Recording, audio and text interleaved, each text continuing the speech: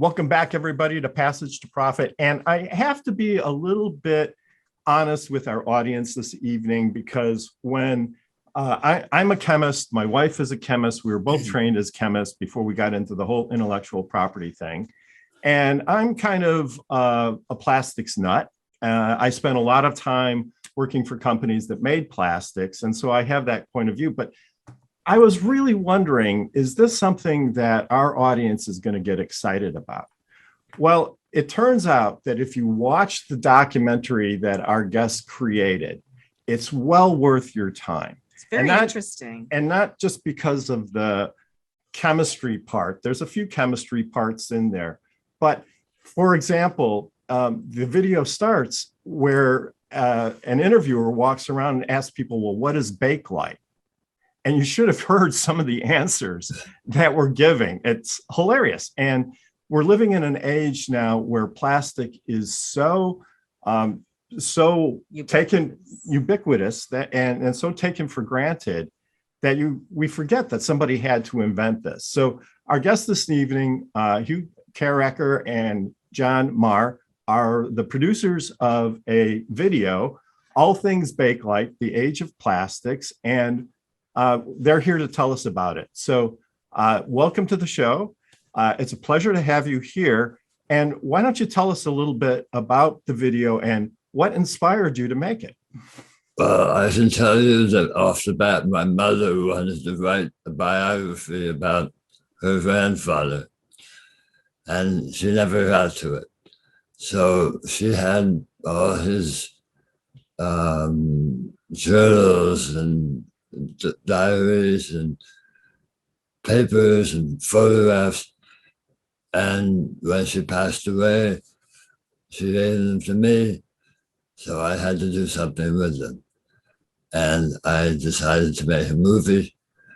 And I found John Maher, and we went and did a movie.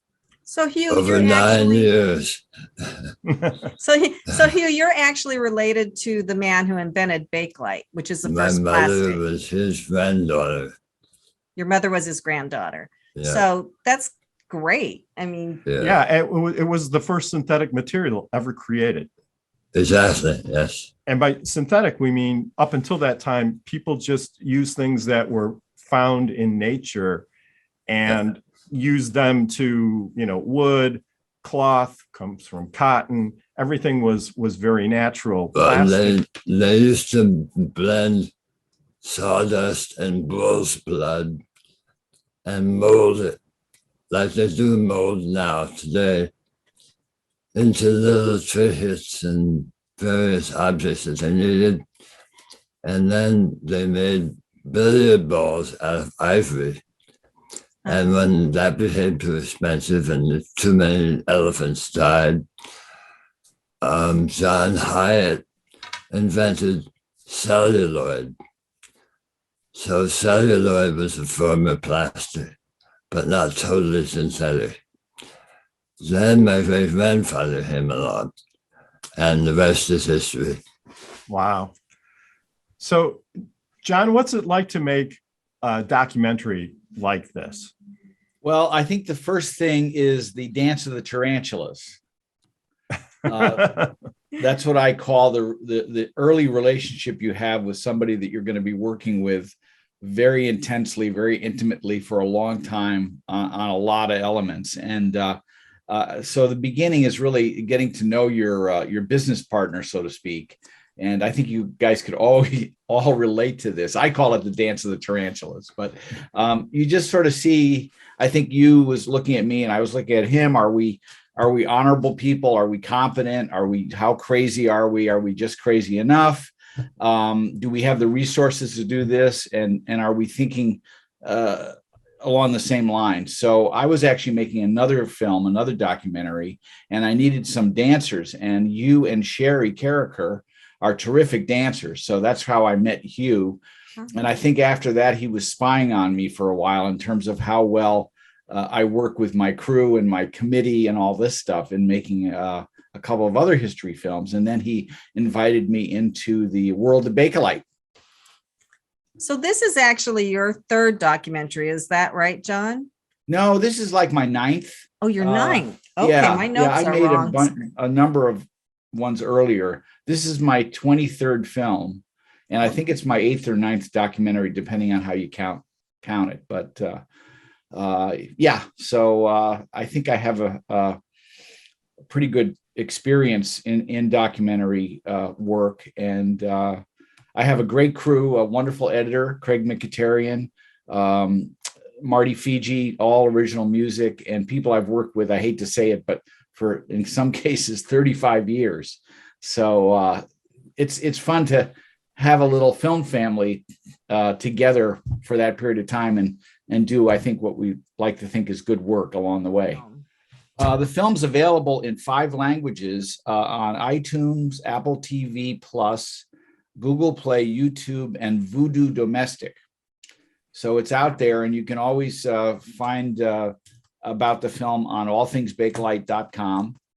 And actually, if you just root around for Bakelite, you'll probably end up connecting with us. So I think that, you know, your grandfather, Hugh, may have been ahead of his time, because I watched a little bit about his personality and his quirkiness and some of his characteristics. But one of the things that he said was that, what is the use of money if you are like a squirrel in a cage? So Bakelite had become a huge success. He was making tons of money. And this was back before there were cell phones or even telephones, I think. No social media, nothing.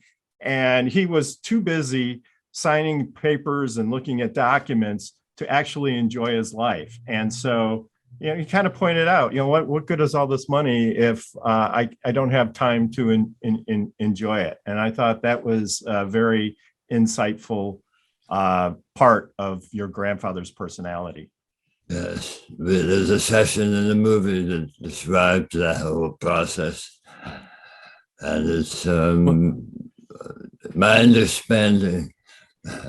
I like how he says the word squirrel. Squirrel. What is it funny if I'm like a squirrel? A squirrel. And you know, that applies. Richard, Rich, go ahead. I was going to say, Richard, you were right. It's like he was definitely way ahead of his time, and that's incredible history, right? For Hugh to be, you know, have that kind of relationship. But it reminds me of that line from The Graduate, right? There's a great future in plastics. Will you think about it? That too. Right. I gotta ask you guys, though, who holds the patent on Bakelite? There's a company called Hestion. They just changed their name to Synthetics, Bakelite Synthetics. And they're headquartered in Kentucky now. They were in Columbus, Ohio. And I'm in contact with them. They hold the trademark. The patent is long gone. It's long expired, yeah. Yeah, but the trademark is owned by this one company. Well, John, can you tell us the story about the patent? Because there's an interesting story there that. Oh, yeah.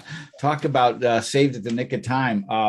To get this right, LHB filed the British Bakelite patent on February 18th of 1907. And James Swinburne in England, and correct me if I'm wrong, he had something so similar to Bakelite. He filed his patent the next day, February 19th. And so he missed out on the Bakelite patent by 1 day. And that's right. And so afterwards, there were many patents filed, right? Many modifications and iterations. And with that intellectual property, it really helped build the business, right? And I think one of the things that and you might can expand on this, but Leo Baekeland defined his process in the patents very, very carefully and very completely. So it was very hard to get around his Bakelite patent. Do you have any more sense of that?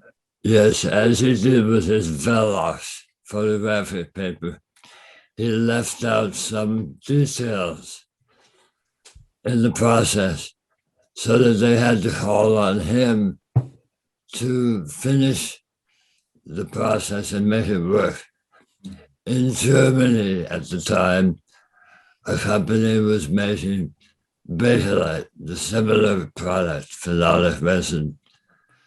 But Bakelite heard about this, went over there, and negotiated a license for the company under the Bakelite name in 1909. In 1909. So Yeah. it's fascinating to me as an intellectual property professional that people were licensing intellectual property since the turn of the 19th century, right? Yeah. So you think of this as a kind of a more modern approach, but probably back in the early 1900s, these kinds of contracts were probably not that prevalent. So to that extent, it sounds like your grandfather Great-grandfather. was Great grandfather. great-grandfather, I'm sorry, was well ahead of his time. So Yes. Yeah, he was very sharp. And he had good lawyers. He had good lawyers. Well, I wish I was his lawyer. I'll tell you that much. It would have been a great project to work on. Absolutely. Yeah. So you touched on something else. He invented other things too, besides just Bakelite, right? Yes. So he was one of these very ingenious people who was very much into innovation and a serial inventor. We have some clients like that at Gearhart Law. Repeat offenders is what we call them. And, that's really, I think, what has made this country flourish a lot is we have so many innovative people and a strong patent system. And he was brought up in a poor family. Shoemakers was his father. And he's determined to make money in his life. That's what brought him to America.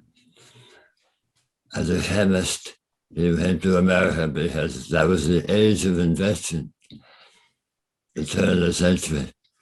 Right. Yeah, I used to work at Dow Chemical and I read the Dow story, and he was always fighting with the Germans over the chemical products, right? Well, that's right. If you were in chemistry and you needed to learn a second language, they always encouraged German as being the second because language. the research We was, have the movie in German.